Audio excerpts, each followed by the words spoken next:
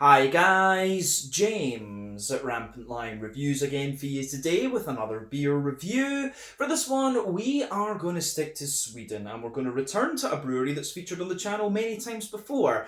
I would count this brewery as one of my personal favourite Swedish breweries, and I would say that they are best known for their different imperial stouts and sours in the early days as well, but in more recent times they've been experimenting a little bit more with different kinds of IPAs, which have also been very nice. Now, the beer that we're going to look at today is a style that I know they can do very well, and it's also one of their latest releases through Systembolaget here in Sweden, and they were quite proud of this one, they said, so I have to say, I'm very, very curious to see how this one turns out, and it's certainly nice to return to these guys for the first time in a couple of months, I think it is. It feels like a while since I've had a beer from this brewery actually. So let's crack on then and see how we go. Hopefully it's another good beer, hopefully it makes for an interesting review, and as always I hope that you guys enjoy my take on this one as well. So yeah, for this review then we are going to head up towards Gothenburg once again, Göteborg as you would say in Swedish, the Swedish craft beer capital up there on the west coast. Got to get the Gothenburg catchphrase in for the Gothenburg beers because that is just channel tradition these days. We're going to go out to the east of the city today to Landvetter, very close to the airport, and that means that we're going to have a look at another beer from Bryggeri. So this particular beer is called Dugges Prime. It comes in at 8% ABV, and this one is a New England Hazy Imperial Double, whatever you want to call it, IPA. And you might also happen to notice that this one is in a 500ml, half litre, whatever you want to call it, can. So this is the very first time I've had a Dugges beer in a container of this volume, so that is pretty awesome, I have to say, and it's one of the first canned Dugges beers that we've had as well actually. So yeah, this should be very nice. But this beer was released as part of the local Osmoskalig assortment through Systembolaget here in Sweden for May of 2022, and yeah, I can't remember exactly how much I paid for this one, but yeah, this should be a very nice review. I think we've had some very good New England double IPAs from Dugges Bryggeri in the past. But yeah, as always with my reviews, I'll tell you a little bit about the history of the brewery before we get stuck into the beer. If you want to get straight to the tasting, just fast forward. All the usual links are in the video description below. That's the brewery website, the link to my other reviews that I've done from Dugges Bryggeri before, and we will no doubt add more to that list at some point in the near future. But there's all the usual social media down there. If you want to see more reviews, do please consider subscribing to the channel. The whole channel, of course, has a geography-based tagging system, so you can go into the homepage and search for beer based on country, city, state, county, province, prefecture, whatever it is you happen to be interested in. Do check out the playlists of beers from different countries. There is one there for all the Swedish beers I've reviewed for you. That's constantly being added to because I live in the south of Sweden and it's very easy to get the Swedish beers, of course. And as always, please do get in touch and let me know some of the other beers and breweries that you guys would like to see me review. It's always great to hear from you guys that are watching the videos, and the support that you show the channel is hugely appreciated. So anyway, on to my brewery notes then to tell you a little bit about Dugges Bryggeri once again. So Dugges Bryggeri, as I've mentioned to you already, are based in Landvetter, which is on the eastern outskirts of Gothenburg on the Swedish west coast, and the brewery was established back in 2005 in Mölndal to the south of the city by Mikael Engström Dugge. So a few years prior to this, Mikael had met an Englishman who was selling second-hand breweries, and this really got him thinking about brewing his own beer. So he studied the very complex Swedish alcohol laws at the time, he visited various other breweries around the country, and he started buying up equipment to put together his own brewery, and this culminated with the opening of Dugges' first facility in Mölndal, again to the south of Gothenburg, back in 2005. They continued to grow over the coming years, but by 2009 the brewery had outgrown this original facility, and so they moved up to Landvetter the following year in 2010. So the older brewery had a capacity of 1,500 hectolitres of beer per year at maximum, so that's about 150,000 litres, something like that. But the new brewery started off with a capacity of 8,000 hectolitres of beer per year, and this has been more than doubled in recent years owing to the popularity of these Dugges beers. Over the years they became very well known for their fruit sours and also for their big imperial stouts, but more recently they've been experimenting with different styles. They have various different series of beer. You know, there's the Fresh and the Crush, which are the New England IPAs. They also have the Single Fruit series, which are sour beers. Those are very nice. They have the different imperial stouts. There's the Future series, and I forget what the really strong one's called now, but they have a series of very, very strong imperial stouts that are usually like 15%. They've got a series of Weizens as well, and yeah, they're doing lots and lots of different things. They've got a very good barrel aging program as well. And the other thing that's worth pointing out about Dugas is that they are one of the co-owners of the two Brewers beer bars in Gothenburg as well, along with All In Brewing, who are one of the numerous gypsy breweries operating in the Gothenburg area. And I think Electric Nurse are also involved in those as well, because Electric Nurse is owned by Ida, or partially owned by Ida, who is Mikael's daughter, and they brewed many of their beers at the Dugas Bryggeri over the years. So yeah, these guys have done many different beers. You know, have a go at some of them and just see what you think. But Dugas Bryggeri for me are a very solid brewery, and one of my favourite Swedish breweries. In fact, I always keep an eye on the new beers that these guys are releasing every month. I still want to try a Scotch ale from them. I've not managed to come across one of those yet, but this was the brewery that really got me into Imperial Coffee Stouts with the collaborations they did with Hunter and Sons a few years ago. I would love to see them revive their coffee stouts actually. But the two beers I would really recommend that you try from Dugas would be the Tropic Thunder, which is the kind of cult classic Swedish sour beer, and also the Big Egypt if you come across it. I'd love to see them redo the original Egypt as well. I think that would be a really interesting one. But yeah, that is all I can tell you about Dugas Bryggeri for the moment. If you want to learn more about these guys, you can check out the brewery website. You can follow them on Facebook and Instagram to keep up to date with all the latest goings on, and you can of course check out the Rate Beer, Untappd and Beer Advocate pages to learn a little bit more about all the different beers that these guys have done. So yes, I think that's everything we need to say for that. So one thing I did find when I was looking at this, there is actually a little blurb about this beer on the website, and I thought this was quite interesting to read because it talks about the Fresh and the Crush series and things like that a little bit that we've reviewed on the channel many times before. So the text that they have on the webpage for this beer, I'll try to remember to put the link to this in the video description for you, but it says, don't call it a comeback, but this beer has quite the backstory. Many years ago we started brewing a series of double IPAs called Crush. Crush was our ever-changing concept, idea and journey towards the perfect double IPA in a world where our version of the ideal double IPA was ever-changing. Having brewed the Crush series for a couple of years, in 2018 we started to brew our beer in the USA. Mostly hoppy stuff because hoppy stuff doesn't travel well, and we wanted to offer the consumer fresh, hoppy Dugas beers. Deciding on what to brew there was easy. We just lifted the Crush series overseas and started playing around with them there. The response was overwhelming, so we knew we needed to take the American varieties home, and so we did. Now Prime is one of those varieties or part of the Crush series, but it is all that we've learned from dreaming up and brewing double IPAs, and it's a good starting point for once again aiming at that ever-changing perfect double IPA. Also, it's the first ever Dugas beer in a 500ml can. Fantastic. So yeah, that's what it tells you on the website there. But it doesn't say what hops or anything are in this beer, so we'll just enjoy it and describe the flavours instead. It's difficult to play guess the hops with these beers these days. But yeah, I'll just let you have a little look at the can before we open this one up. As you can see, ½ litre, so feels nice in the hand, as we say. Yeah, plain silver top on this one. Artwork is a little bit different compared to some of the other Dugas stuff that we've had before. There you can see the Dugas D. This is something that you'll always find on the beers as well, and there is one of the other Dugas Bryggeri symbols. But yeah, I think if I guessed the price of this compared to some of the other double IPAs we've had, I would think that this one would be about 50 Swedish kronor, maybe 55. We'll go with 55 though because the can is a bit bigger. So that's about 55 kronor is about €5. Somewhere in the region of like £4.50 sterling, which is good for an 8% New England double IPA, and so that's going to be in the region of what, like $6.50 American, something like that, although the euro and dollar are very close at the moment, so it might be a little bit less than that. But yeah, 8% New England hazy, Imperial double, whatever you want to call it, IPA. Let's get this guy out into the glass and see how we get on. Really looking forward to this. The Dugas Prime at 8%, New England hazy Imperial double IPA. So yeah, there we go. Should be good. Nice, there we are. So, this looks pretty damn good actually.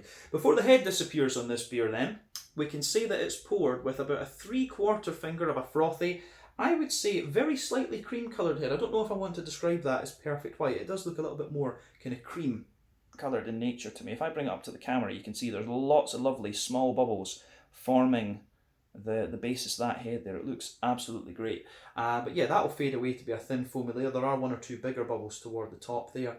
But yeah, this beer looks very, very nice. In terms of colour, when we shine the light through this one, I would say that this is a very, bright yellow. I always like comparing the New England IPAs to different fruit juices because that's just what the appearance reminds me of. So yeah, this is more like a kind of mango juice rather than anything else. Now, remember, the colour of your beer depends on 1, the type of malts that you use, 2, the length of your wort boil is also going to play a role. The longer you boil the wort, more sugar's caramelised, thus you get a darker colour of beer. Any barrel aging that you do or any adjuncts you put in the beer will also affect the colour of the beer as well.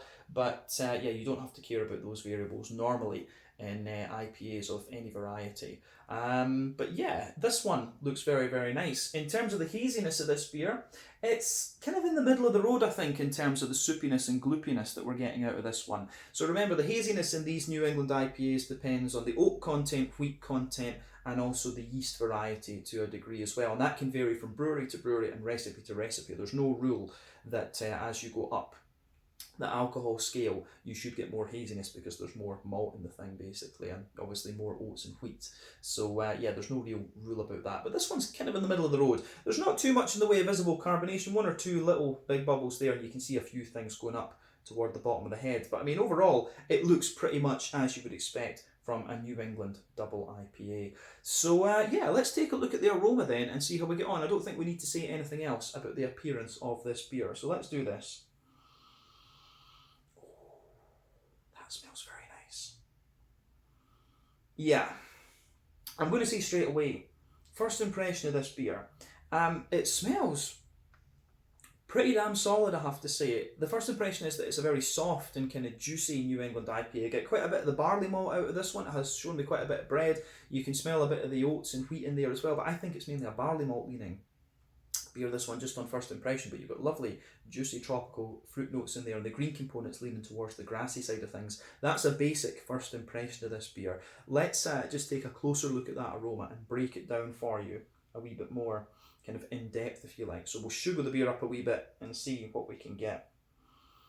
So yeah, I'll say straight away as well, this beer isn't doing anything too surprising in terms of the aroma. So for me, the backbone of this beer, absolutely, you've got that lovely kind of soft white bready bread crust coming out of the beer. Absolutely lovely. On top of that, you can certainly smell a bit of the more kind of straight up fluffy white bread. At the back of the nose, when you take the aroma in a bit more deeply, you are getting some of that kind of wheaty bitiness as well. So yeah, lovely wheaty bitiness to this beer. So bread crust, soft fluffy white bread, wee bit of wheaty bitiness, and on top of that, you can smell a little bit of oaty character out of this one, but the more that I smell of this beer, the more that I think it's barley malt leaning and wheaty.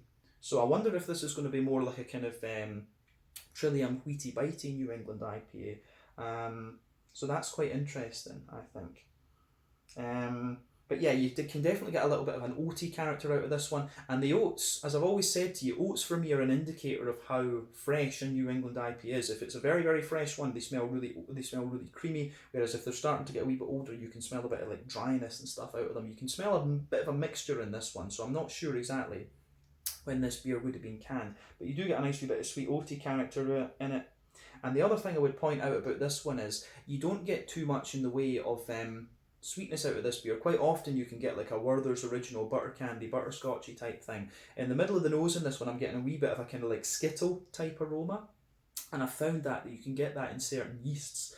And interestingly enough, the first time I really noticed that sort of Skittle aroma and flavour was in a collaboration beer. It was one of the anniversary beers that Douglas Bryggeri did with Fierce Beer from back home in Scotland. I forget the name of it now, but it was a big like 11% triple New England IPA, so maybe they were using one of the Douglas yeasts or something like that in this beer, because in the middle of the nose of this one you do get a little hint of that Werther's Original sweetness, but I get quite a bit of that kind of bright Skittle like aroma out of this one. I'm actually, I'm racking my brains now trying to remember whether you can find Skittles here in Sweden. I'm pretty sure you can actually, because it's an American sweet, so I wouldn't be surprised. But yeah, I do get a little bit of an almost Skittle type candy aroma out of the middle of the nose in this one. But yeah, as I've mentioned to you before, for me when it comes to New England IPAs, there are 6 elements you should think about. You get the kind of you get the yeasty sort of farmhousey character to them, the rye lean and grainy side of things. The New England IPAs that lean towards those characteristics are more common in the US rather than Europe, whereas you've got, you've also got oaty creaminess, sweety bitiness, barley malt bread, and sweetness, and those four elements are a bit more common in the European brewed ones. I think the New England IPAs that we get over here are more akin to the kind of Trillium wheaty bitey ones in the Treehouse, kind of oaty creamy ones. So yeah, that's maybe a good comparison for those of you watching over in the US. But yeah, aroma wise, this one on the malty side of things is quite nice. The more that I smell of it, the more the oats actually start to come out. I think that's fair to say. So maybe it just needs a wee bit of oxygen, of course. But yeah, on the hoppy side of things then, let's look at that. On the hoppy side of this beer, I would say there's a teeny little bit of earthiness. The green component for me has changed a little bit since we've opened it up. I'm getting more of a slightly deeper floral aromaticity out of this one. Now remember, New England IPAs rely on mainly on late addition and dry hopping. You've also got early addition hopping as well, but that's more commonly used in West Coast IPAs. Early addition hopping gives you most of your bitterness. Late addition hopping gives you a little bit of bitterness, but a lot of flavour and aroma. And dry hopping gives you completely, it affects completely flavour and aroma. So keep these in mind. But yeah, on the on this side of things, you can smell a little bit of depth to the floral aromaticity, but it does, in fairness, give you a good little bit of grassy, zesty character. So I really like how that I do like how that goes together in this particular beer. The green component, I think, is very, very nice. But yeah, green component for me just gives you, it's just got what I would want. I like a little bit of grassy zestness, I like a little bit of floral depth. Let's focus on the fruity things just to round off the aroma. So for me, aroma wise, this one is quite interesting. I do get a little bit of a stronger passion fruit out of this one, so that to me might be, it could be a little bit of Citra, or it could be a wee bit of Galaxy, one of these slightly more pungent hops.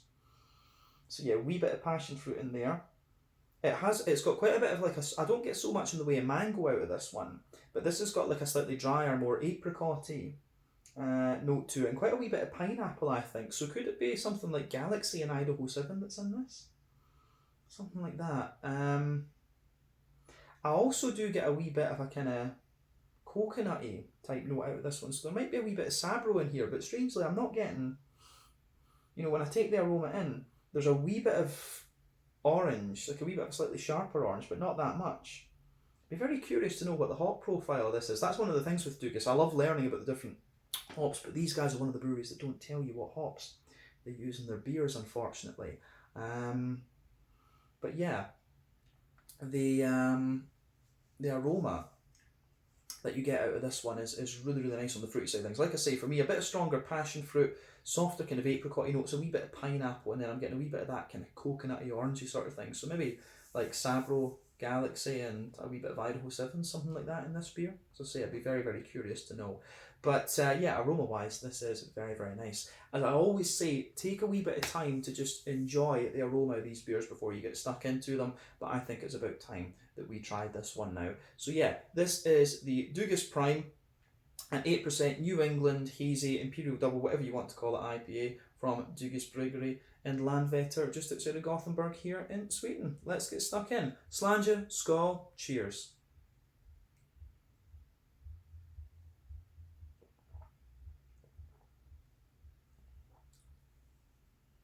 Ooh, I like that. I do like that. Yeah, first impression of this beer, very smooth, really leaning towards that creamy sort of thing.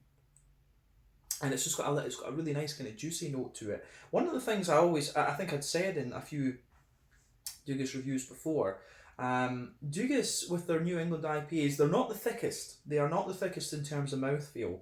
But the thing is, when I come back to this brewery and their IPAs after what feels like a good little while, I feel that I appreciate it a little bit more now. And this is one of the things, your palate is always changing, and beer is very subjective. Different people like different things, so that's something you always have to remember when you're both watching and making reviews. This is really nice. I mean, I could see with this beer how, in a sense, in some instances, I might have said like before, maybe a year or two ago, I might have said, "Oh, this is a really nice flavoured beer, but it's maybe just not quite as thick as I'd want." But coming back to Dugas and their IPAs after a while, I can really appreciate it again. Kind of strange how things can go sometimes, but I'm going to say straight away, this is a lovely, smooth New England IPA. It's leaning more towards the oaty side of things than I'd expect. The floral component is kind of what I expected from the aroma, and the fruity side of things is roughly about the same as well. But the composition of the malt base is, for me, what's a little bit different about this beer, from aroma to palate. But yeah, this is a very, very nice, easy drinking double IPA. The other thing I'll say about this is that it's dangerous. You know, if I tasted this blind, I would never think this was 8%. But yeah, you can quite often get double IPAs like that. And to me, that's one of the things with the Dugas IPAs. The way that these guys do their mouthfeels, it is very different. I think if you gave me an IPA and a double IPA from Dugas, I'd be very curious to know if I could do it blindly and tell you which one was which, because Dugas are very good at covering alcohol, and you know when they, pardon me, when they've got these big imperial stouts, that's not a surprise.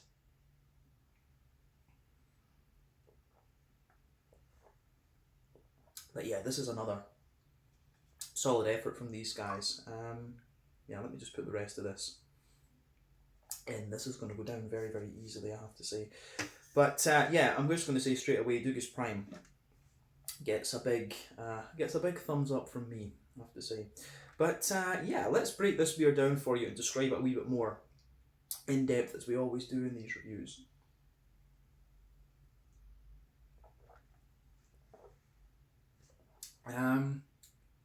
Yeah, so middle third of the palate then. Right, the backbone of this beer, you do get a wee touch of that bread crust, but it's very, very minimal. You know, like a kind of hedgehog roll, that smooth bread crust you get on the outside of that. That's what I get out of this one. So the base of the middle third of your palate, you get quite a bit. I actually feel there's quite a soft and fluffy white bready note, but I find it quite dense, to be honest with you. You can feel the wheat on top of that fluffy white bread kind of just densifying the whole thing out, and that is quite nice. I'm noticing with this beer, in the beginning it's a bit more oaty and barley malt leaning, but when you go further into the aftertaste, you will get the wheaty side of this beer coming out a wee bit more on the malty side of things. So yeah, a little touch of bread crust, fluffy white bread in there, but it feels quite dense. Then you've also got the you also have a kind of dense wheaty layer sitting on top of that. So I really do like how that goes together. Absolutely.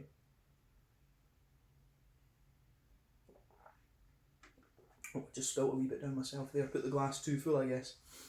But yeah, that is really nice.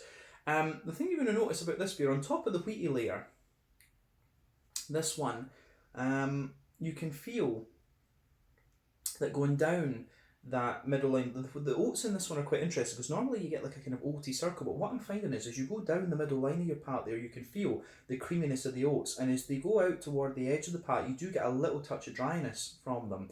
But I just get the impression that this beer is not overly, I don't think this one is overly oaty leaning. I think this one really might be leaning more towards the wheat. As I said, I'd love to see, you know, a homebrew recipe for this one and just see what percentage of the malt is barley malt and wheat and all this kind of thing. But yeah, down the middle line of your palate, you definitely get that bigger, smoother, oaty vibe out of the beer.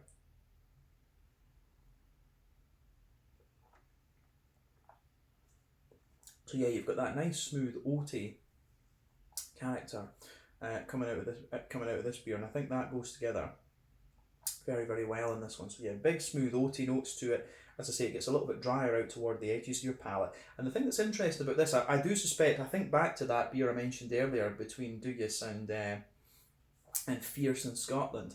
The thing is, in that oaty layer, I do get a little bit, and almost in the middle of your palate, you do have a little circle there, and you can feel right in the dead centre. Right in the dead centre, there is a wee bit of right in the dead centre, there is a wee bit of that Werther's original butter candy, butterscotchy sort of thing. But then you also, just around the edges of that, you actually get a little bit of that kind of Skittle type flavour that I was talking about. So it must be one of the Dugas yeasts that gives you that little bit of Skittle flavour. So you've got this kind of candied, fruity sort of vibe to this beer, which I think is very, very interesting too. But yeah, Dugas have done a pretty damn Solid. They have done a very solid New England double IPA here. The malt base in this is very nice. Other than that, I don't think there's anything we need to say about the middle third of the palate in this one.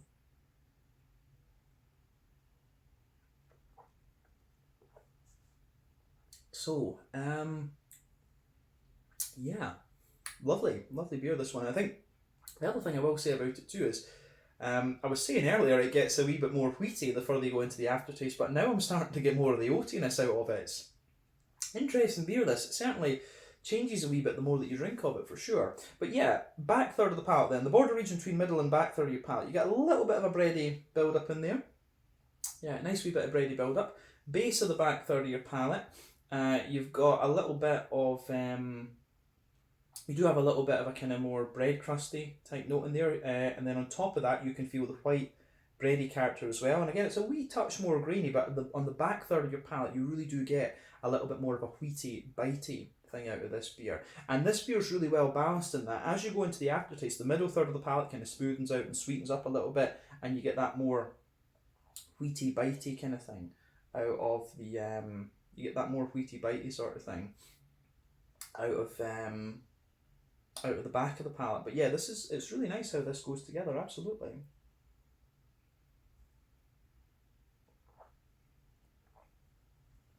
Yeah, a big thumbs up from me on this one. Yeah, it's nice, and then on top of that wheaty bitiness, you get a wee bit of the yeasty character of this one. You can feel it's a bit more of a dense white bready sort of thing, but around that you get a little bit of a kind of bread crusty note too. Yeah, this is a very, very solid beer, this one. Really like it, really like it. And that malty side of things. The other thing we would say on the back third of the palate, you can feel the flavour is a little bit taller, but then as you come further forward, it just densifies down a little bit. The other thing I would say about the malty yeasty side of this beer is it's very soft. It's not kind of too thick and stuff like this, but I think it goes together really well, to be honest with you, so it gets a big thumbs up from me. Yeah, on the hoppy side of things then, back corners of the palate, you've got a nice little bit of earthiness in there. As you move further forward on the palate, it gets a little bit kind of herbal, and as you push toward the kind of front corners of the palate, it's a little bit more kind of floral and aromatic in a sense. So yeah, I think this one, it does have, I think this does have a wee bit of early edition hopping in it, but not too much. Round the front curve of your palate, the beer is definitely a little bit more lighter and grassy, I would say. And yeah, again, I think that goes together very, very well. It's a as I say, a very nicely done beer, this, absolutely.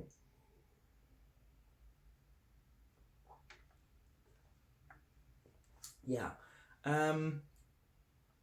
On the around the front curve of the palate, say a little bit lighter and grassy, and that grassiness doesn't really have a zestiness to it. It's actually a little bit of a wetness that you get out of it. But again, that suits the overall vibe of the beer. So yeah, let's focus on that front third of the palate then, and the fruity side of things. So border region between front third and middle third of your palate, again you get a little bit of a bready build up in there. Yep, so a wee bit of a bready build up. Then the base of that front third of your palate, it's got a sort of, you do get a little bit of the smooth, I think it's kind of the barley malt bread, you get a wee bit of that smooth bready and bread crusty thing, and on top of that you get that nice little bit of that nice oily bubble where the juicy fruity esters roll their way out of the beer. So again, I like how this goes together.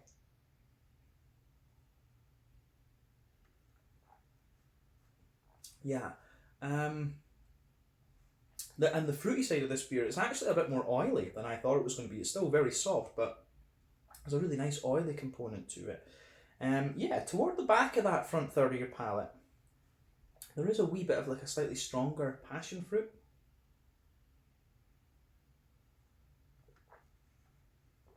Yeah, wee bit of a stronger, yeah, as I say, a wee bit of a kind of stronger passion fruit to this one. And as you move further forward,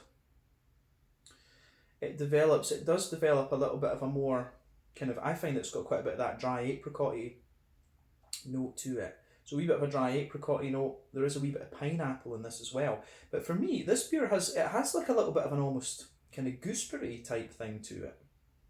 I'm finding I'm getting quite a bit of gooseberry flavour out of this beer. It's certainly not orange in the way that I was picking up in the aroma, so I do get quite a bit of gooseberry out of this one. Could it be a little bit of Hallertau Blanc or something like this that's in here?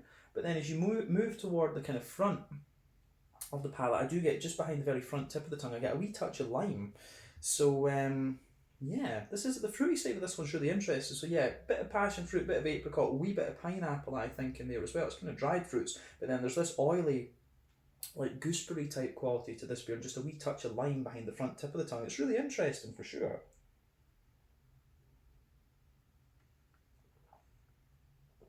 So yeah, the way that this beer goes about its business is very, very nice. It's a big thumbs up from me.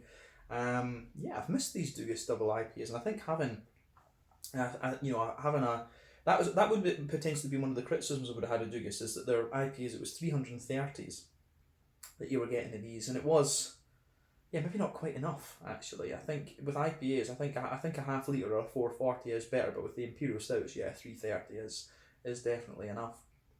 But yeah, this is a very, very nice one. It's one of the more oily and kind of smooth New England IPAs I've come across in a wee while, but this is typical of what Dugas used to do. It's just been a while since I've had one of their beers, but I really like this. I do really like this one.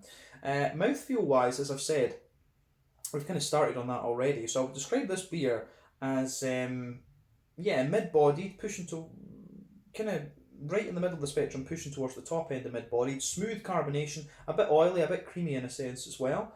On the hoppy side of things, I think this is a fairly standard 30 IBUs.